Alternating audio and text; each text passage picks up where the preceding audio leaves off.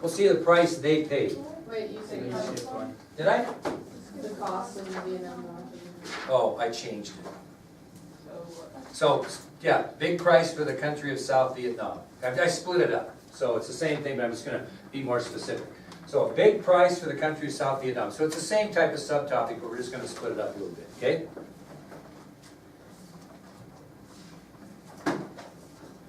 Okay. How many names are there approximately on the Vietnam Wall? Anybody know? 58,000. 58,000 approximately. So that tells you how many American soldiers were killed in the Vietnam conflict. 58,000. More than 266,000 South Vietnamese soldiers were killed. 266,000.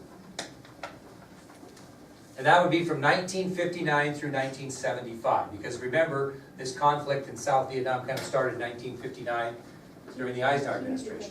Yep. So more than 266,000 South Vietnamese soldiers were killed in the Vietnam War from 1959 through 1975. Over 250,000 South Vietnamese soldiers were killed during that time period of 1959 to 1975 when they were jumping on helicopters. Now I want you to think about the civilians. The Viet Cong, which were the enemy, would often wear civilian clothing. Thus, civilians in South Vietnam were sometimes mistaken for being a supporter of one side or the other. And sometimes civilians were just killed for being caught up in the battle. So if you're a civilian, I'm not being racist here, but can you tell a North Vietnamese person from a South Vietnamese person by looking at it? No. So there was all kinds of terrorism done where Viet Cong would wear civilian clothing to try to blend in South Vietnam as a civilian. Sometimes they were caught and killed, sometimes they weren't. Sometimes civilians were just in the wrong place at the wrong time on the South Vietnamese side. So some were just killed. Anybody want to guess how many civilians on both sides were killed in Vietnam, North Vietnam and South Vietnam? And I'll just give you the precursor or whatever, that most were from the South. How many civilians lost their lives in the Vietnam War from 1959 to 1975? Just a guess on both sides, total. 70,000? How about 2 million? 2 million. 1.935 million came from South Vietnam. Can you imagine that? 1.935 million South Vietnamese civilians were killed in this conflict. Can you even imagine that? 1.935 million South Vietnamese civilians. That's 161,000 per year.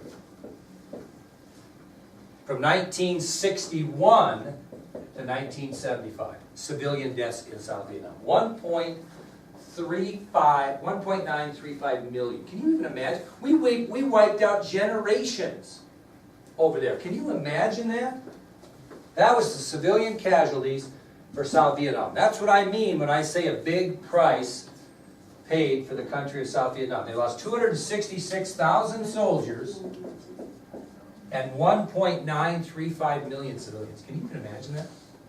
Okay, let's move on then to the cost of the war for North Vietnam. What did they lose?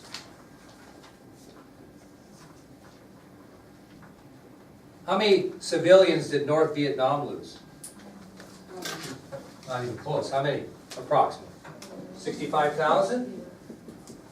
About 65,000. Why is that? Where was the war fought?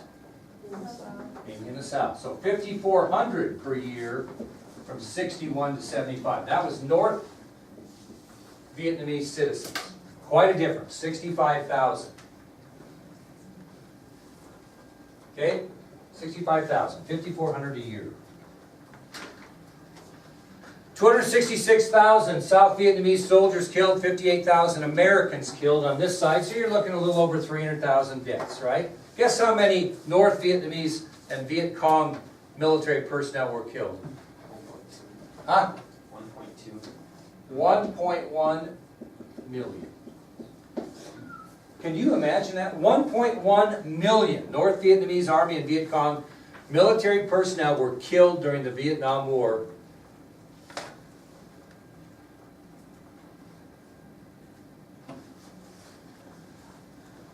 We were going crazy in the United States over 58,000 American deaths. 1.1 million. What does that remind you of in World War II? Japanese kamikaze pilots. Now, here's the thing that's really strange.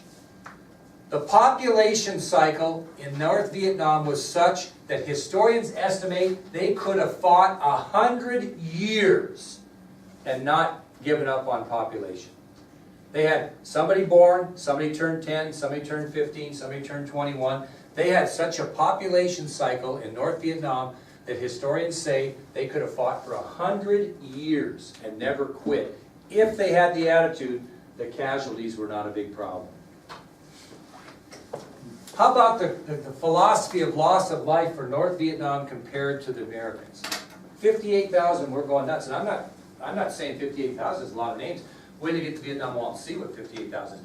But I can't imagine a wall of 1.1 million if they had their own wall. I mean, that'd go on forever. So that is the cost of the North Vietnamese. Can you imagine that? And they won the thing, so to speak. We stalemated them at best, right? Stalemated them at best. Okay, let's go on and we're going to finish this up. Final thoughts on the Vietnam War. And it'll include our casualties and what things happened. So final thoughts on the Vietnam War. I'm going to give you 1, 2, 3. I'm going to give you 5. I'm going to give you 7 pieces of information as we think about final thoughts on the Vietnam War. Number 1, think about it. It was the first war on foreign soil that the United States ever lost. Okay? What's the other war we lost on our own soil? The South lost the Civil War. But it's the only foreign war defeat in the history of our country. Number 1. Okay? The Vietnam War was the first foreign war lost by the United States. Was it won by the United States? No. Was it tied? Could it be tied? But a tie is a loss, basically. Okay?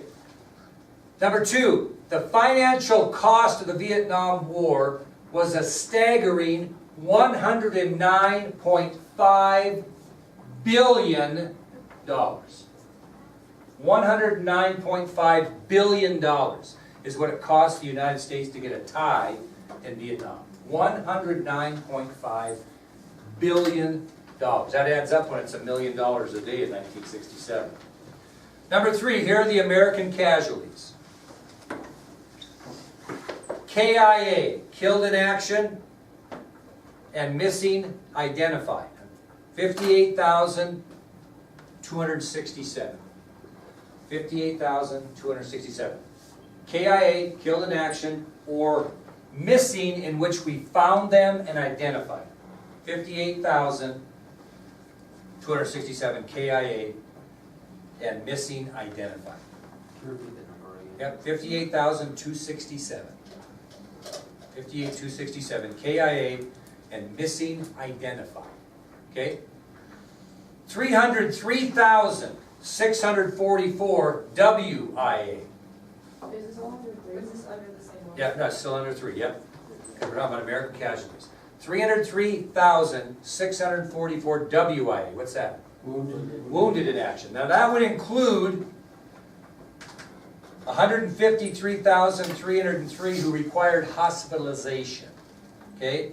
So 303,644 wounded in action, which would include not quite, a little less than half who ended up going to the hospital. So that means that'd be a little more serious wounding, right? So about a bigger majority were seriously wounded, a smaller majority were wounded. A wounded could mean shot in the buttocks, like Forrest Gump, or it could be severely wounded where you had to amputate both legs. Hard to say.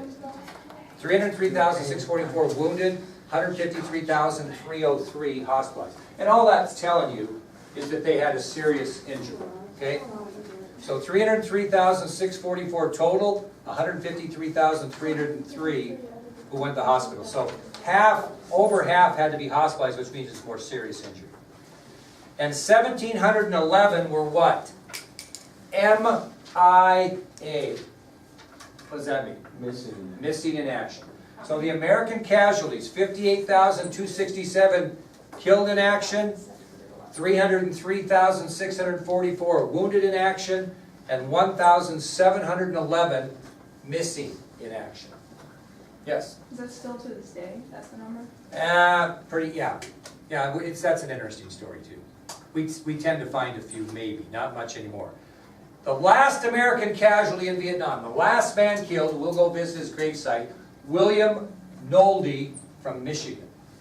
And here's William Nolde's etching from the Vietnam Wall, right up there above Walter Cronkite. I did that 4/12 of '99.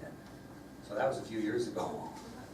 So there's an etching of William Nolde. If you'd like to get an etching of William Nolde when we get there, I'll get you on the Vietnam Wall. And also we'll go visit his gravesite in Arlington. Last man killed in Vietnam, William Nolde from Michigan. So that's 3. We've been to 1, 2, and 3 examples, right? We've done 3. Okay, 1 was the foreign war lost by the United States. 2, the financial costs. 3, American casualties. Number 4, POWs, prisoners of war. Jessica, I'll just wait for you on that one. Prisoners of war. You don't have to write this name down, I'm just going to tell you. You can just say the first one. The first prisoner of war that was seized in the Vietnam War was George Friot. And he was seized on December 26, 1961, and he was released in June of '62. So he didn't serve a long time, but he was the first POW. Okay, George Friot, you don't have to write that name down. But the point being is that you don't really have to write any of this down if you don't want to.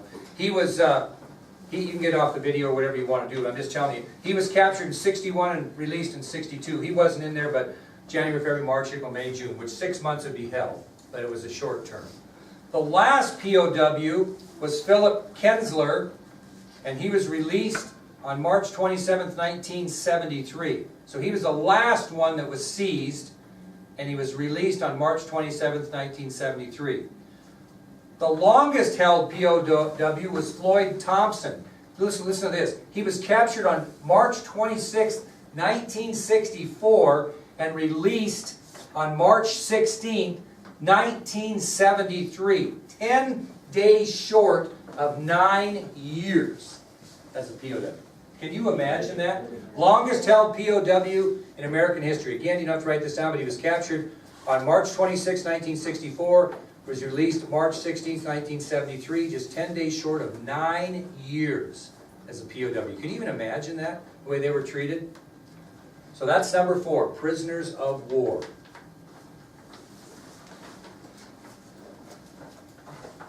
Okay, now, in answering Jessica's question, do we find many missing in action anymore? Not a lot. I mean, we've given up that ghost hunt. But there are well over 1,500 soldiers or more that are still missing in action. And that's not unusual. I mean, there's lots of things that missing in action could happen to them. Just like that on the movie we watched, for those of you who were here, that lady lost her husband, went missing, never heard any more about him. She doesn't know what happened to him. She doesn't know whether he was killed in battle or blown up and not recognized or captured as a POW. So these missing in action, we don't know whether they're POWs. We have no idea. There's a chance they could be. And there's probably a chance that there still are guys that were captured in the Vietnam War that maybe still are POWs somewhere or have gotten out and didn't come back to the United States and stayed.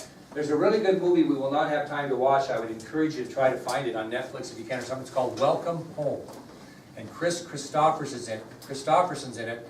And it's about a guy that came home after being a POW in Cambodia. He was one of the 31,000 that went into Cambodia, got captured by the North Vietnamese and served time as a prisoner of war. It's a fictional story, but it is a great indicator of what it was like to be a POW, and more importantly, what it was like to come home and try to re-enter your life after you've been buried and have a tombstone, and you come back and try to fit into life with a gal that you died, you went off to Vietnam, months after you married her, and now she's remarried and has kids, and it's just something. Welcome Home, if you get a chance to see it.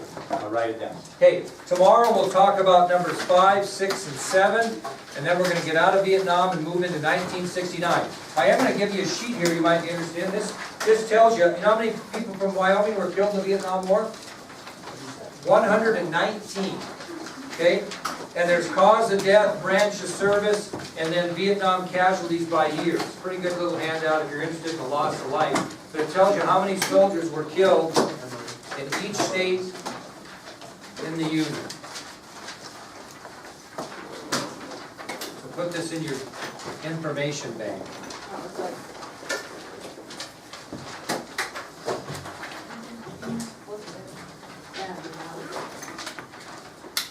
Very nice article the other day. You guys were very kind. I appreciated it.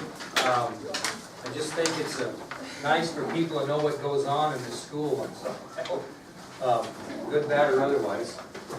Very nice comments. I was very taken back by your kindness.